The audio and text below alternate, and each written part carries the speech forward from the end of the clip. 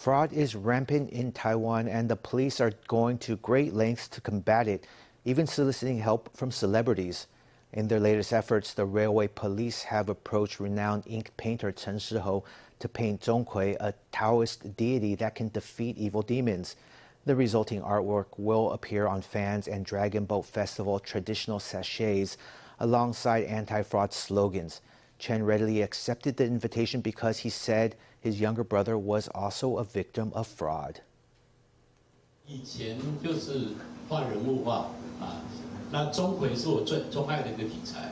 I used to be a portrait painter, and Zhongkui was my most cherished subject. Many friends in my social circle have been victims of fraud.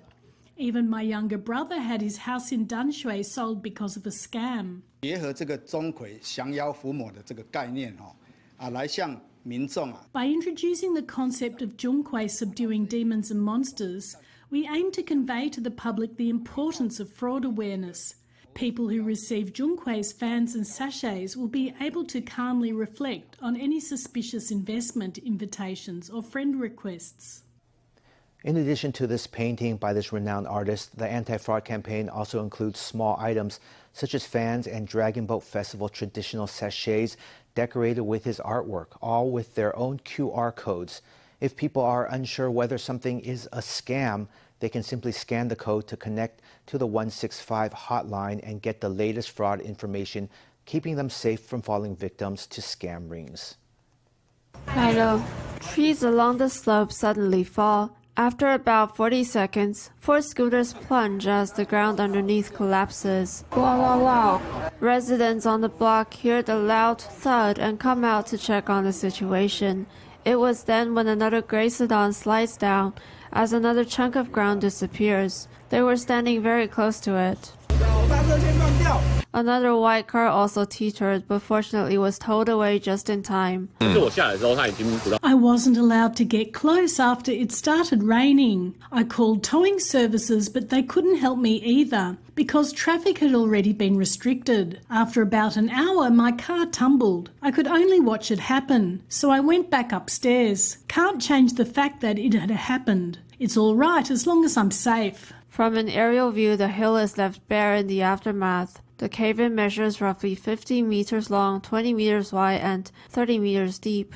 It seems like the incident didn't come as a complete surprise. When I returned from taking my dog out for a walk at 4, I noticed that a gap had formed between the road and the unpaved ground. I thought it was weird, but I had not imagined that it would collapse. The location is Xingpo First Street in New Taipei's Xingdian district. At the doorsteps of the hillside apartment complex, residents fear that more ground will collapse should it continue to rain. If no emergency measures are taken, the collapse will extend upwards. The city government and the local district office are already carrying out emergency mitigation, which involves installing a row of steel rail piles to prevent the collapse from creeping upwards. Local residents and experts fear that the collapse will reoccur should it continue to rain. The city government is reinforcing the slope. We'll install steel rail piles along the road and downward slope for support and cover it with canvas for protection, and at the same time implement disaster mitigation measures.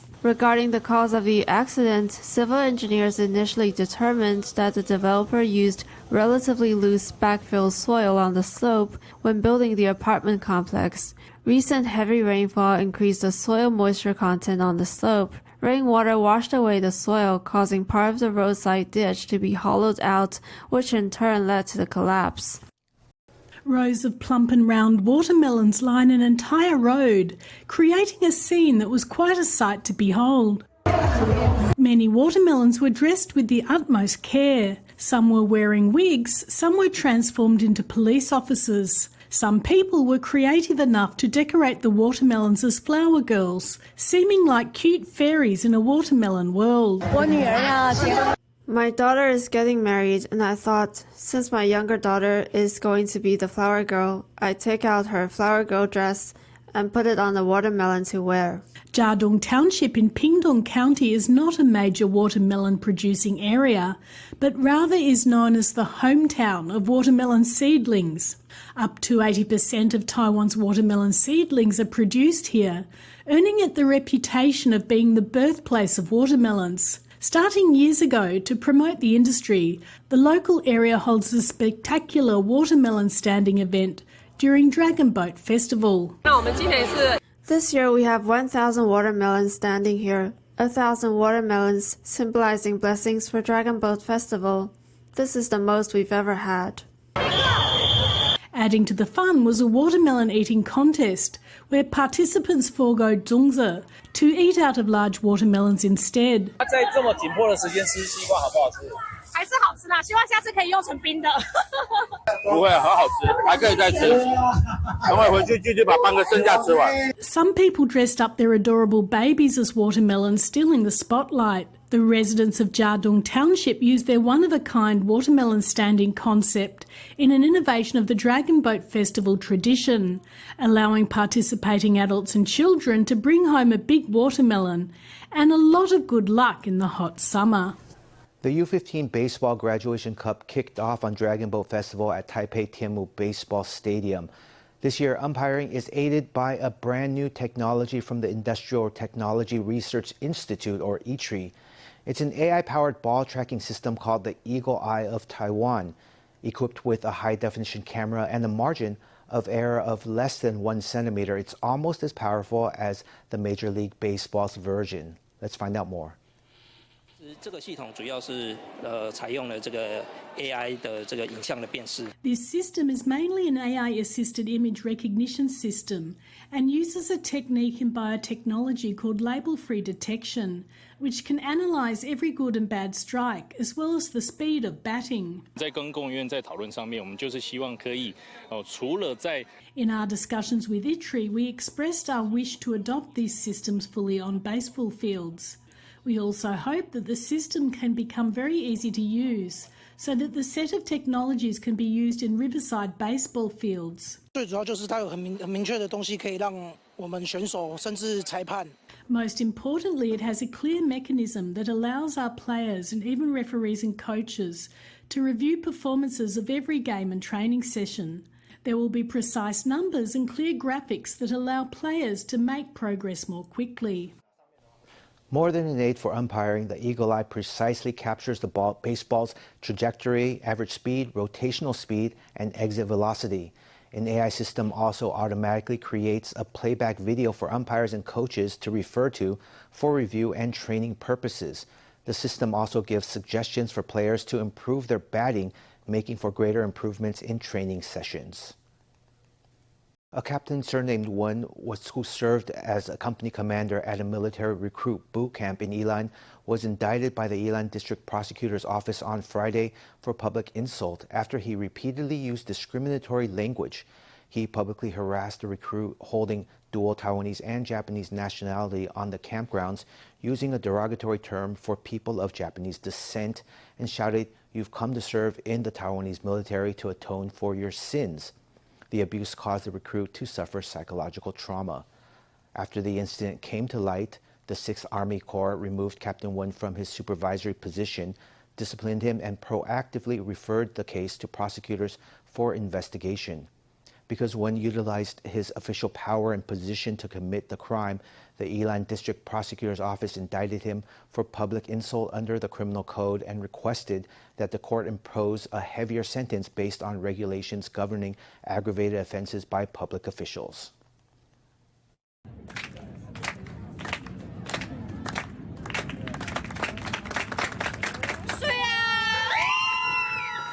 陈生贤, a hammer thrower from Suao Junior High School in Yilan, grips at the hammer with both hands, spins his body to move the metal ball, and then throws it out where it lands far away.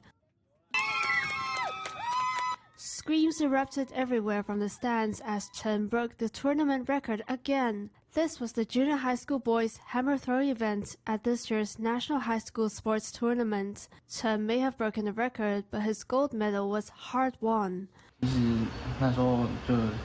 To To be honest, I told my coach back then that I just wanted to give up and skip the competition. But then I figured, well, I'm already here anyway. The results completely blew me away. 其实他有一阵子是受伤的，包括这一次。 Actually, he was injured for a while, including the week before this tournament. Because that's how the National High School Sports Tournament works. You either win glory or get injured.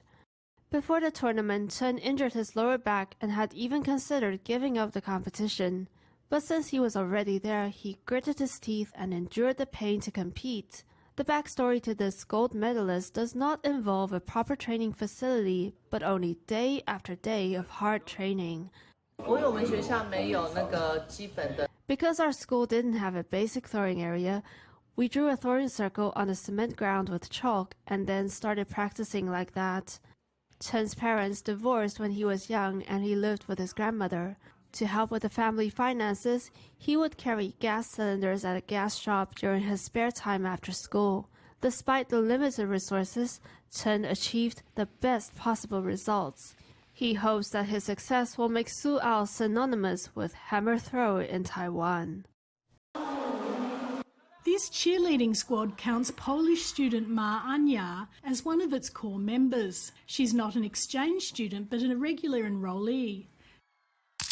Her parents are both missionaries who moved to Taiwan 3 years ago, enrolling Anya and her siblings directly into the local school system. We came to Taiwan into a totally new environment. My greatest challenge was not understanding anything. When I first arrived, there wasn't any school that could take me, since I had just graduated from middle school. It's hard to imagine that Anya didn't know a word of Chinese 3 years ago. Today, she can not only converse fluently, but can even write calligraphy. When even saying hello proved difficult, you can imagine how overwhelming it was. Luckily, with help from her Chinese literature teacher, she learned to read Bopu Mofu and kept going from there.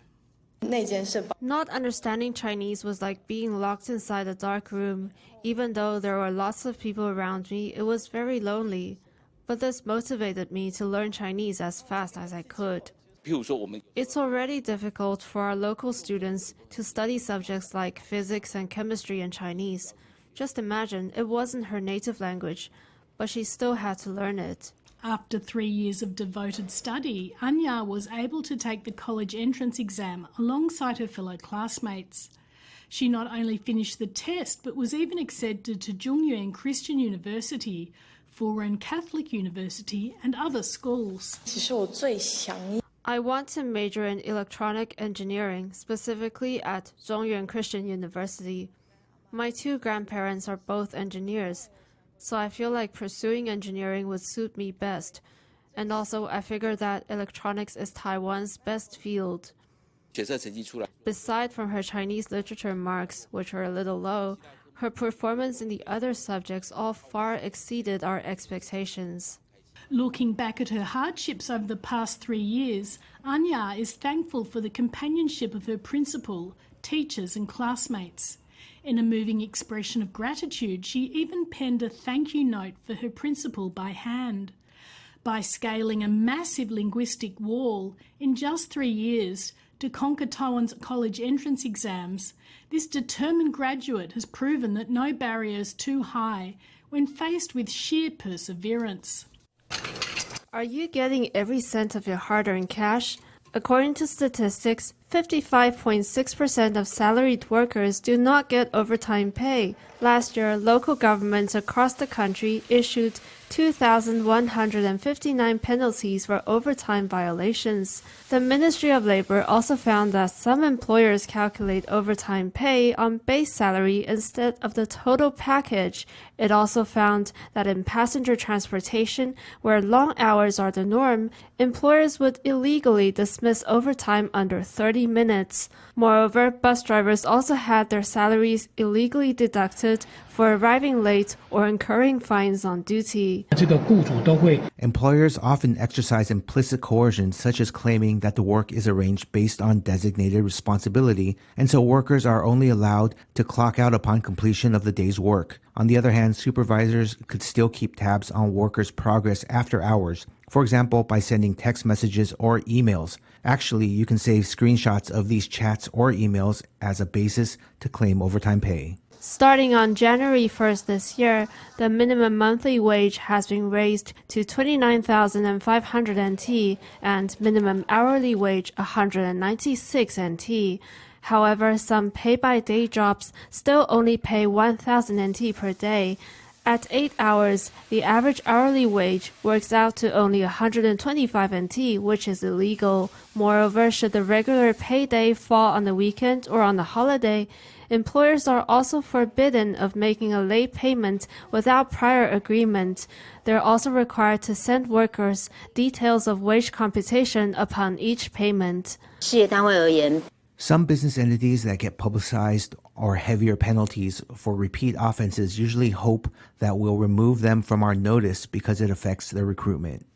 Businesses that violate wage-related labor laws could be fined up to 1 million NT for each count of violation. The Ministry of Labor also encourages workers to stand up for their rights to avoid becoming victims of wage theft.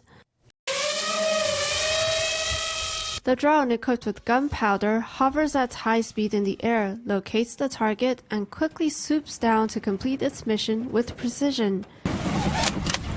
This is the Army's drone unit, conducting flight training with attack drones. 那我们训练的部分会 In our training, we'll have it carrying munitions underneath, conducting a live fire exercise.